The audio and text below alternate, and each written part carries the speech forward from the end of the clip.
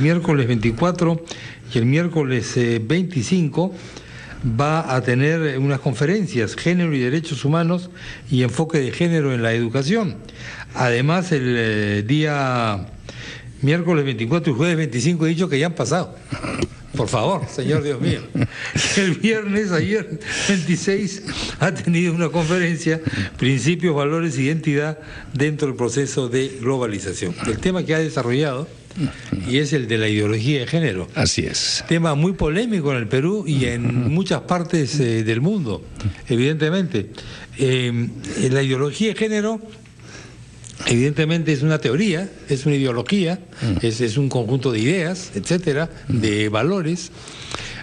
Uno puede estar en desacuerdo con ellos, pero al mismo tiempo uno tiene que considerar la realidad de gente que dice: yo tengo cuerpo de hombre, pero quiero ser mujer.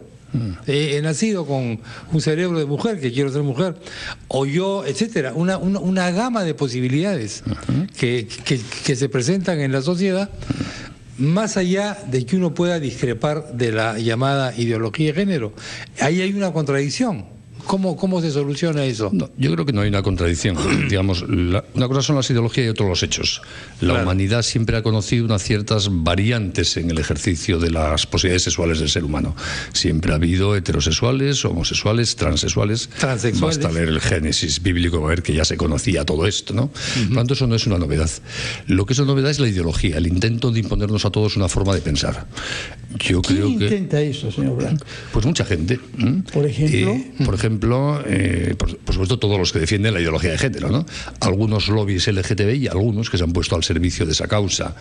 Pero está hablando de España, creo que usted conoce, ¿no? Y del mundo en general, y de Perú también. Conozco menos Perú que España, como es lógico, pero como llevo aquí una semana, algo he ido viendo, ¿no? Y he viajado en los últimos años mucho por América Latina, he estado hablando y viendo este tema en Argentina, Uruguay, en Chile, en Colombia, en México, en Guatemala, en Estados Unidos. Conozco un poquito más Europa, como es lógico, ¿no? Y España más todavía que el resto de los países. No, pero este es un fenómeno universal, como muy bien ha indicado. La ideología de género, decía, la repiten los que la defienden conceptualmente convencidos de ella, que es muy poquita gente, dicho sea de paso, por lo que yo voy viendo. Algunos lobbies LGTBI en algunos países, en España, creo que en Perú también. La defienden bastantes agencias de Naciones Unidas como un instrumento de control de la población del mundo. Pero, ¿cómo es eso que las agencias de la ONU defienden la ideología? Tienen lobbies que defienden ideología. ¿Puede darnos ejemplos, documentos? Sí, claro. De hecho, cuando se oficializó la asunción por Naciones Unidas de los postulados de género, fue en la Cumbre Internacional sobre Población del Cairo de 1994. Postulados de género es una cosa, pero ideología es un poco diferente. Si me permite concluir, en los documentos que están en la web de Naciones Unidas, no tiene ningún problema, Cumbre de Población del año 94 y posteriormente la Cumbre sobre Mujer del año 95 de Beijing. Y ahí se admiten los postulados de género entendidos como una visión de la sexualidad en la cual el ser humano no tiene naturalmente una sexualidad, sino la conforma con su libertad y por lo tanto la decisión que cada uno toma. ¿Está diciendo que en la conferencia de Pekín se escribe que el ser humano no tiene por naturaleza un género, sino que solamente se conforma independientemente de la biología? Sí. ¿Eso dice el documento? Eso dice el documento y la aclaración que hizo a petición de parte de los asistentes a la hora de la votación la presidenta de la Asamblea cuando se le pidió que explicitase el significado del término género que aparecía tantas veces en los documentos. Ya venía ese. Ahora, veo que vamos cambiando mucho de tema y me gustaría ir cerrando algunos si no les importa. No, pero está bien. Hay gente que piensa así. Sí. Y tiene derecho a pensar así y tiene derecho a expresarlo así. Pero usted ha dicho que tratan de imponerme ese punto de vista. Así es. ¿Cómo lo pueden lograr? Pues mire, en España, le cuento el caso de España, si quiere, que es el que mejor conozco, ¿no? Por ejemplo, en España, en estos momentos se están aprobando en todas las comunidades autónomas, que son las regiones españolas que tienen competencia en la materia, una serie de leyes. En mi comunidad, en Madrid, es la Ley 3/2017, en la que, entre otras cosas, en el capítulo de educación, se impone que en el currículo escolar de todas las asignaturas, desde primaria hasta la enseñanza preuniversitaria, se va a enseñar la visión de la sexualidad responsabilidad de la ideología de género ¿De la ideología? ¿Así es el texto de ley? ¿O de equidad de género? No, si me permites, que si no acabo ninguna frase, la verdad creo que puede ser muy poco útil la entrevista, ¿no? Y comprendo que son temas complicados, que tienen muchas facetas, ¿no? De la ideología de género. Porque esas leyes parten del presupuesto de que la ideología de género se identifica con una lucha contra la discriminación, postulado que a mí me parece que es un inmenso error demagógico. Porque creo que, así como hay que luchar contra toda forma de discriminación que ha sido clásica y permanente durante los últimos 2000 años de historia, contra homosexuales, transexuales y todo el que nos acomoda al paradigma de la heterosexualidad, eso no implica imponer en la educación de mis hijos una visión de la sexualidad que yo no comparto. Yo creo que los estados democráticos deben ser neutros en las materias en que en las sociedades hay pluralidad ideológica y religiosa, y que debe dejarse a la libertad de los ciudadanos una libertad de pensamiento también sobre sexualidad, como se debe dejar a las familias una libertad de educación respecto a los parámetros morales y religiosos que se transmiten a su hijo en la escuela. Claro. Y eso es absolutamente compatible con no discriminar a nadie, pero sí respetando la libertad de pensamiento. Yo no discrimino a los marxistas-leninistas porque no pienso como ellos, y no quiero que a mis hijos enseñen marxismo-leninismo en la escuela, y yo no quiero que se enseñe a mis hijos una visión de la sexualidad que defiende, por ejemplo, algunos lobbies LGTBI en mi país, y les admito a los lobbies LGTBI todo el derecho del mundo a expresarse como quieran, pero yo también tengo libertad de expresión. Dentro de esto hay una gama de posibilidades. Sí. Hay sectores que defienden la ideología de género con otro nombre, digamos, pero en fin, es un huevo.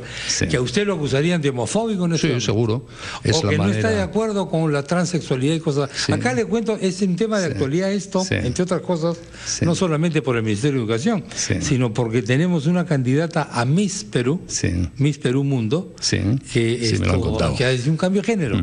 Me lo han contado. Y entonces esto ha vuelto nuevamente al tema, y según ella ha obtenido, porque finalmente ¿quién te dice lo que eres? El Documento Nacional de Identidad, legalmente hablando, me refiero.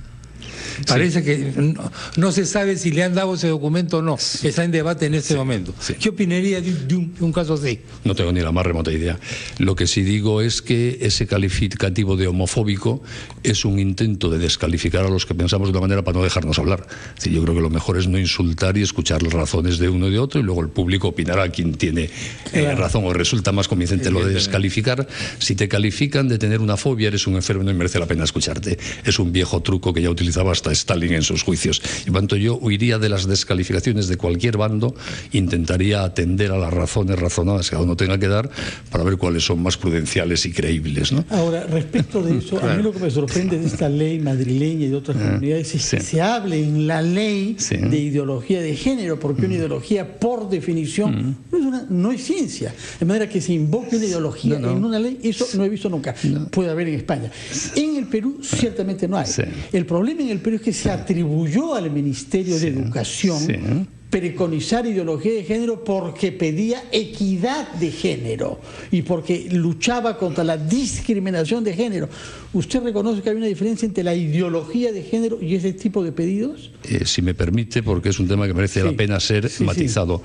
La ley española no dice que quiere imponer la ideología de género. La ley española lo que hace es definir en su artículo 2 todos los términos atinentes a la sexualidad humana de forma expresa para darles el contenido que le da la ideología de género. Y a partir de ese momento utiliza esa terminología en la ley con ese significado. Hay gente que dice yo defiendo la equidad de género, y yo digo, diciendo eso está imponiendo la ideología de género. Otros no. Pero no tenemos por qué quedarnos con cómo se presenta cada uno, porque también en esto funciona la publicidad, el marketing político. Nadie se presenta diciendo quiero atentar contra tu libertad. La gente dice que te está intentando defender la justicia, la equidad, la no discriminación. Lo que hay que ver es si es verdad o mentira. Porque nosotros, pienso yo por lo menos como ciudadano responsable en mi país, quiero pensar sobre los hechos, no sobre cómo me dicen que son los hechos. Para eso tenemos capacidad de razonar. Entonces, ¿qué es, si me permite, qué es equidad?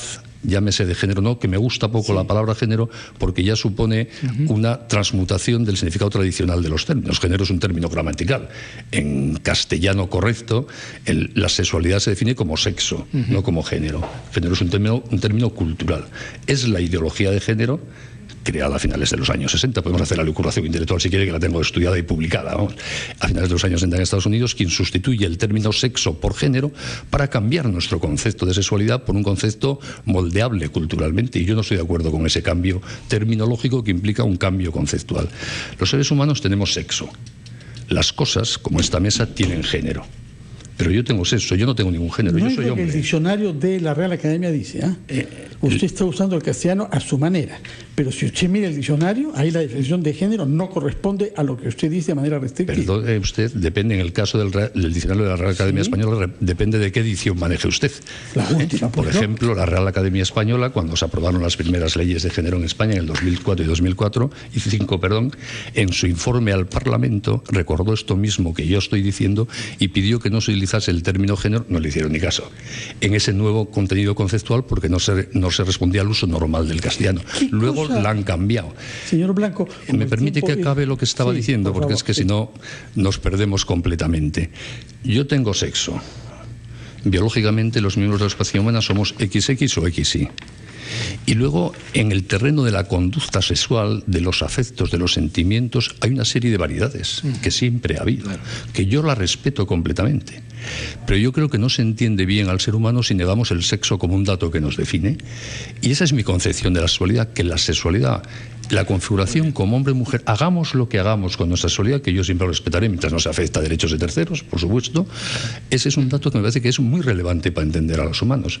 Y quiero que la ley respete esta forma mía de ver las cosas. Que otro la vea de otra manera, que la vea de otra manera. Que alguien quiere configurar su sexualidad, su afectividad, su sexualidad genital de otra manera, que lo haga. A mí que más me da. Pero yo defiendo que en ese terreno, por lo menos, mi libertad de pensamiento tiene todo el derecho del mundo a expresarse y que ningún Estado democrático tiene ningún derecho a imponer otra visión de la sexualidad, ni la mía, que nos deje en paz y en libertad. ¿Qué piensa usted, señor Blanco? Quería preguntarle alguna acusación que se ha hecho contra el Vaticano de estar bajo influencia de lobbies LGTBI, porque el Papa, así se ha dicho, recibió al príncipe Liechtenstein con su compañero del mismo sexo. ¿Y qué tiene que ver eso con los lobbies LGTBI? Eso es lo que yo le pregunto, porque hay siempre la acusación, lobbies LGTBI en el Vaticano. Yo no he oído esa acusación. Sí he oído en la época de Benedicto XVI que se hablaba de un lobby homosexual en el Vaticano. No tengo ni idea, nunca he estado en el Vaticano, he estado en la plaza de San Pedro de visita, pero no he estado dentro del Vaticano. Bueno, ¿no? Pero yo creo que el Papa recibe a todo hijo de vecino y hace muy bien, como yo recibo a personas transexuales y homosexuales, y no me estoy en ningún lobby ni en complicidad con ningún lobby. Yo tengo amigos de todo tipo, con unos estoy de acuerdo en la forma de la sexualidad y con otros no, y supongo que al Papa le pasará lo mismo sin historias rocambolescas de lobbies, ¿no? Muy bien, doctor Benigno Blanco, muchas gracias. A ustedes, ha sido por haber estado en el programa. Muy buenos días. 9:31. Nos quedan varios temas en el programa. Va a venir el gran pintor peruano Alfredo Alcalde, cuya obra ha sido ovacionada en México. México es un gran lugar de los muralistas. Alcalde triunfa como muralista en México y no solamente como muralista. Él mismo nos lo va a contar. Esto y más después de la pausa que viene a continuación.